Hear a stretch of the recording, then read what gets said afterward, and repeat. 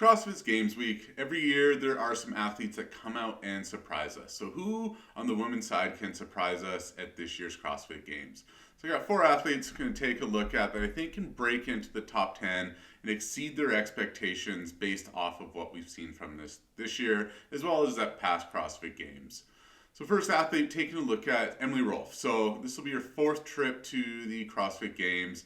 Last year, had to withdraw after the first event, had that emergency surgery in her arm, really kind of threw her competitive career up in the air. Came back, performed well at Dubai, and then came into Wildapalooza and finished 9th. But looking at Emily Rolfe's competition in Wildapalooza, she was leading up to about midway through event 5 when there were 6 total events. So she was the leader going into event 5, strained her calf, I believe, during the heavy double unders, which kind of was swim, double unders, wall balls. So not sure if skipping without shoes on really kind of aggravated something there, but she pulled back, finished the competition in 9th, and still had top 20 finishes in the last 2 events. But again, going into event 5, she was leading. She was leading Paige Power, she was leading Danny Spiegel, Anna McCary, who else was on that list? Cindy Mikulishin. So all these like games caliber athletes that we did see, Emily Rolfe was leading when typically she's always been kind of middle of the pack type of athletes at the games, but then showed that she had potential to lead there. The CrossFit Games for Emily Rolfe is also something where she is excelling. There's the different level of athleticism, the different type of events that we see there really lend into her talents versus kind of the semi-final type events where we kind of have that small structure inside a convention center.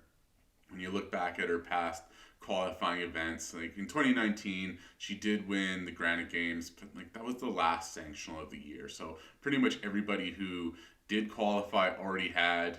She snuck in with the last sanctional there, second last.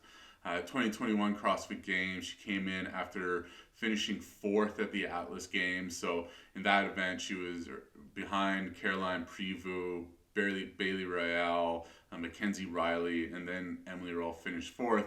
And then at the CrossFit Games, finishes 15th ahead of all those women. So again, Madison will be a stage that she can excel. Hopefully she is able to keep herself healthy, build off that Wildapalooza performance where she was winning leading into the 5th event, and could surprise us with a top 10 there, since after the contenders on the women's side, it is all up in the air, and if these events play into Emily Rolfe's strengths, like the 5K, see more things like that, definitely could see her in a top 10 position.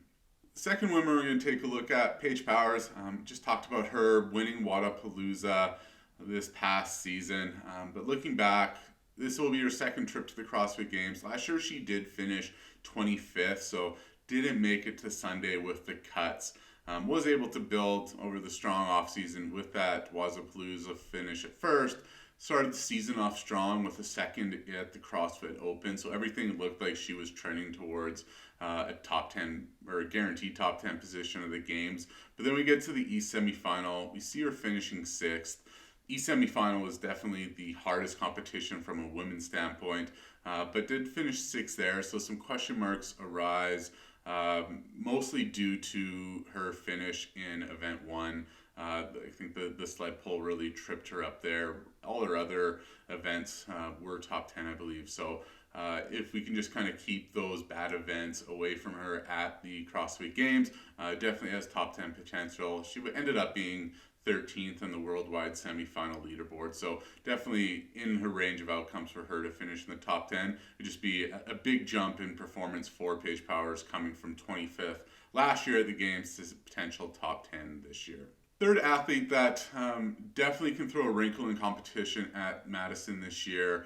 No stranger to the podium at the CrossFit Games. In fact, she's the last athlete not named Tia to win the CrossFit Games, Katrin Davidsdottir. So really great comeback year for her this year. Last year, 2020, she didn't qualify, missed out at semifinals by 1 spot, finished 3rd at last chance qualifier, so missed out by 1 spot there.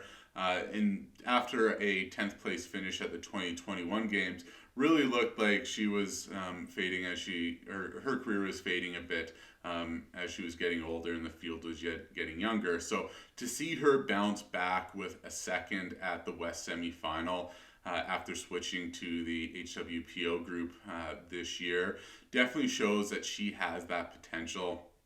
On a worldwide level, she did finish 17th in semifinals, but again, like similar to Emily Rolfe, where just the general athleticism that you need at the CrossFit Games to excel, I think does play into Katrin Davidsdottir again. Getting the nickname of the sled dog over all those years where you're just kind of putting in the grunt work with the snail and the pig flips and just all the other random stuff they get thrown at these athletes at the games, I think could play into her strengths and could push her up into a return to the top 10 this year. And our fourth athlete that can make some noise, potentially break into the top 10, is Bethany Flores. So last year, she missed the season, injured her back during opener quarterfinals there, so missed the season. Has really been slowly kind of working her way back, taking things pretty cautiously. But before that, again, missed her in 2021 as well, as she tested positive for COVID right before those games began. And so at that point, we really were missed out on seeing Bethany Shadber probably at her best. That year, she won the West Coast Classic over Carrie Pierce, over Daniel Brandon there in a pretty stacked field. So was on track to finish top 10 at the games that year. Just unfortunately, just 2 years of bad luck for her kind of brings her to his spot. At North America West semifinal, finished 5th. You can definitely tell that the back is still bothering her, whether it is still a concern from a physical standpoint or mentally. Just anything that did show heavy, like obviously the 1 rep max snatch, as well as Amanda, definitely were her worst event finishes at the North America West semifinal, but then just shows like her elite caliber, finishing second in the last event with the Echo Bike, Sandbag, and Toast Bar. So for Flores, it's really going to likely be up to the programming itself. If there's a lot of heavy barbell cycling, it's really not going to play to her strengths that we see there. But if there is kind of those sprint type events like Event 7 at semifinals, if we see more programming trending towards that, certainly can show that she is able to perform at an elite level there and could reach into the top 10 at the CrossFit Games this year. So again, we got those 4 athletes that could surprise us. Another 5th one, Ellie Turner, talked about a video with her of why we think she might be able to make it to the top 10 and some reasons why that may or may not happen. You can take a look at that as well. Again, it should be exciting to see. We talked about our favorites, but then really the rest of the field is going to be up in the air. So here's 4 women that can make a surprise jump up into the top 10 at the 2023 CrossFit Games. And with that, hope you enjoy this episode. If you did, like, subscribe, tell your friends. Hope you enjoy watching the CrossFit Games here in a couple days. Should be pretty exciting to see 2 wide open fields of athletes competing for the fittest on earth.